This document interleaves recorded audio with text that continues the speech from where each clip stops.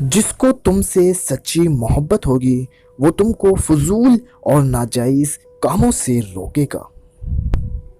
حضرت علی رضی اللہ تعالیٰ فرماتے ہیں، اپنے دن کا آغاز صدقہ دینے سے شروع کرو، اس دن تمہاری کوئی دعا رد نہیں کی جائے گی۔ ہمیشہ سمجھوتا کرنا سیکھو، کیونکہ تھوڑا سا جھک جانا کسی رشتے کو ہمیشہ کے لیے توڑ دینے سے بہتر ہے۔ اگر رزق عقل اور دانش سے ملتا تو جانور اور بے وقوف زندہ ہی نہ رہتے۔